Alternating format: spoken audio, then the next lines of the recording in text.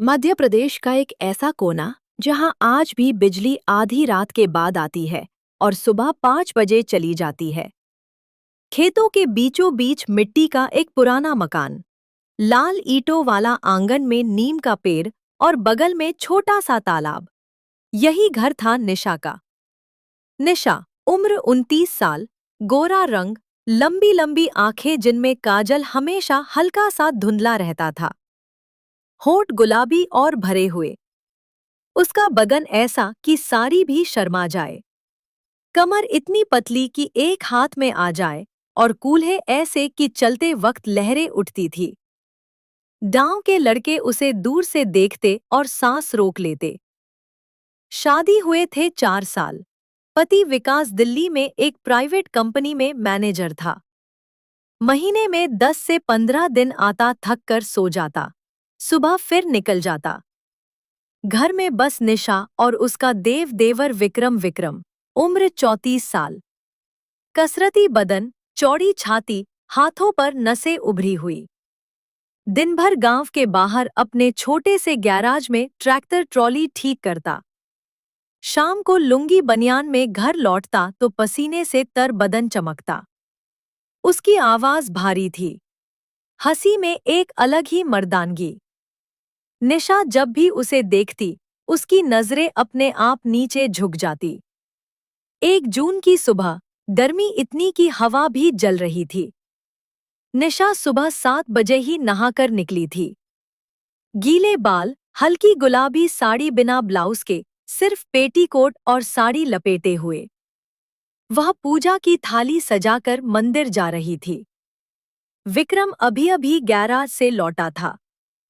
बदन पर ऑयल के काले काले धब्बे, बनियान पसीने से चिपकी हुई। उसने दरवाजे पर निशा को देखा और मुस्कुराया। भाभी, इतनी सुबह सुबह देवी बनकर कहाँ चली? निशा ने शर्मा कर सिर झुकाया। पूजा का समय हो रहा है, तुम भी नहा लो, प्रसाद लोगे? विक्रम ने 2 कदम आगे बढ़कर थाली उसके हाथ से ले ली। उसकी उंगलियां जानबूझकर निशा की हथेली पर रगड़ गईं। भाभी, तुम्हारे हाथ का प्रसाद तो अलग ही स्वाद देता है। निशा की सांसें एक पल को रुक गई। उसने थाली छुड़ाई और तेज कदमों से मंदिर की ओर चल दी। पीछे पीछे विक्रम की नजरें उसकी कमर पर अटी थी। दोपहर निशा रसोई में सब्जी काट रही थी। साड़ी का पल्लू बार बार खिसक जाता। विक्रम अचानक पीछे से आया। भाभी, चाकू तेज नहीं है ना? देखो, मैं काट देता हूँ। कहते हुए उसने निशा के हाथ से चाकू लिया और पीछे से उसकी कमर से सटकर खड़ा हो गया। उसका सीना निशा की पीठ से छू रहा था। गर्म सांसें गर्दन पर पड़ रही थी। निशा की उंगलियां तापने लगी। वो कुछ बोलना चाहती थी, पर आवाज नहीं निकली। विक्रम ने धीरे से कान में फुसफुसाया, भाभी, सांस तो लो। और फिर उसने चाकू से टमाटर काटते हुए अपनी ठुडी निशा के कंधे पर टिका दी। निशा ने आंखें बंद कर ली। शाम को बिजली चली गई। पूरा गांव अंधेरे में डूब गया। निशा छत पर कपड़े उतारने गई। विक्रम भी वहीं था। भेड़ी पीते हुए चांदनी रात थी। निशा ने साड़ी का आंचल ठीक करने को हाथ ऊपर किया तो उसकी कमर पूरी नुमायां हो गई। विक्रम ने बीड़ी फेंकी और धीरे से पीछे से आकर निशा की कमर पर हाथ रख दिया।